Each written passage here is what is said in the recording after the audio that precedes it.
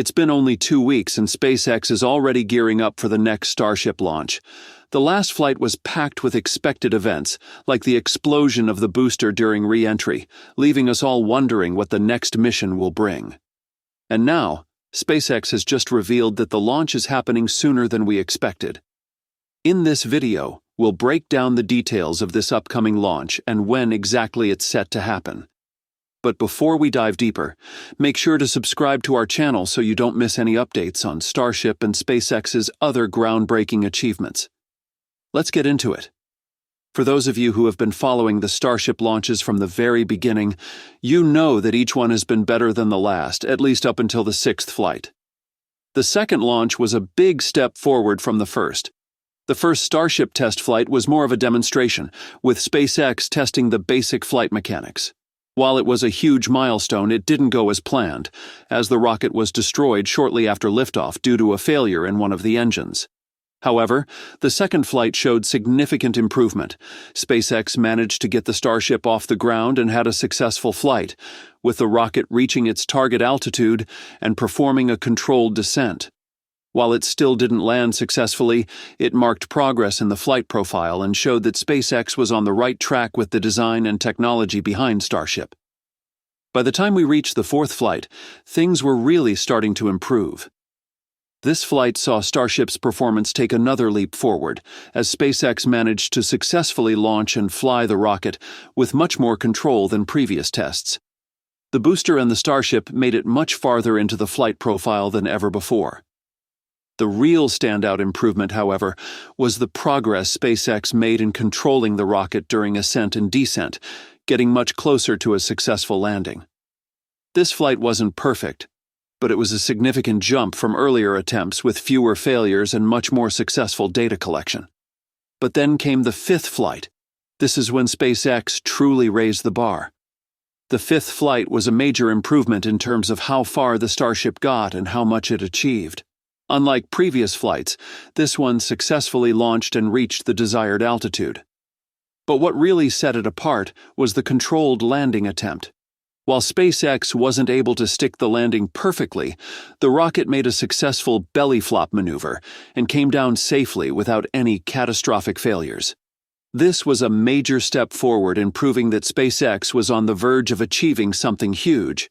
The success of this flight gave everyone a glimpse of just how close SpaceX was to full reusability, which is the key to the future of space travel. However, while the 5th launch raised the bar, the 6th flight didn't quite manage to build on it in the same way. The 6th flight, while it showed more improvements in some areas, failed to fully meet the expectations set by the 5th launch. The rocket successfully launched, but during the descent phase the booster failed to slow down in time and ultimately exploded during re-entry. While the rocket did get higher than ever before, the explosion was a setback that showed how much work was still left to do. The 7th flight faced even more issues than both the 5th and 6th flights combined. This flight encountered several problems, and it became clear that more work needed to be done before the next launch could be successful. First, there were issues with the fuel tank, which caused delays in the launch schedule. SpaceX also had to deal with engine malfunctions during the pre-launch checks.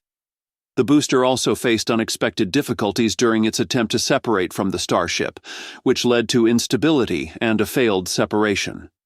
To make matters worse, during the landing sequence, the booster's landing legs failed to deploy properly, causing the rocket to crash hard instead of making a soft landing. On top of that, there were problems with the launch pad itself. The pad wasn't fully ready for the power and vibrations that came with the flight, which led to damage in the infrastructure. These issues, combined with the problems SpaceX was facing in the air, made the 7th flight the most challenging yet. SpaceX is now preparing for the next flight of the Starship, and anticipation is building as the company works through the post-flight analysis from the previous mission. The team is addressing the issues that arose during Flight 7, particularly concerning debris handling and a shift failure. Some rumors circulated suggesting that engineers were fired for bypassing essential checks in an attempt to meet the launch schedule. However, Musk has publicly refuted these claims, confirming that they were inaccurate and that the issues with Flight 7 were likely technical rather than a result of negligence or human error. Despite these challenges, preparations for the upcoming Flight 8 are moving ahead smoothly. On the hardware side, SpaceX is making significant progress in preparing Ship 34 for the upcoming Starship mission. After successfully completing cryogenic testing, Ship 34 has now received its engines. This means that the spacecraft is very close to being ready for launch, but a few more critical steps remain. A scheduled road closure in Cameron County on February 4th suggests that either Booster 16 or Ship 34 will be transported for further preparations. This movement will be an essential step toward performing the static fire test, which is one of the final checks before launch. During this test, both the booster and the spacecraft will fire their engines while remaining stationary, helping engineers ensure that everything is working properly before the mission. Once the static fire test is completed successfully, Ship 34 will be cleared for launch, marking a major milestone in the preparation process. However, this isn't the only test that needs to take place. Booster 15, which is another critical part of the system, will also be moved soon, and it's expected to undergo its own static fire test. This means that SpaceX will be conducting 2 separate static fire tests in the coming weeks to make sure that both the booster and the ship are ready for launch. After both tests are completed, there will still be some final tasks that need to be done, including installing the flight termination system and integrating the payload. These additional tasks will take some time, and though they will delay the launch slightly, they are necessary to ensure the mission is as safe as possible. Alongside the progress with Ship 34 and Booster 15, SpaceX is also moving forward with building the infrastructure needed for the launch. Pad B, which will be used for the Starship launches, is almost complete. One of the most exciting updates on this front is the successful installation of the Mechazilla arms. These massive arms are part of SpaceX's new system designed to catch the Starship after it returns to Earth, making it possible to reuse the spacecraft for future missions.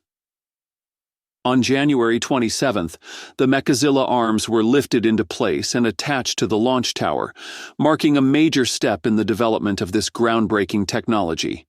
If everything continues on track, Pad B could be fully operational by the end of the month, which would allow SpaceX to begin testing the system and preparing for a future launch. However, the real milestone for SpaceX will come with Flight 9. This will likely be the first mission where the 2-tower system, including the Mechazilla arms, is used to catch the Starship after launch. This will represent a major leap forward in SpaceX's reusability efforts, as it will significantly reduce the cost of space travel by allowing the Starship to be reused instead of discarded after each mission. The success of this system will be a huge achievement for the space industry, making space travel more efficient and cost-effective in the long term. That's all for today's video. Thanks for watching, and we'll see you in the next one.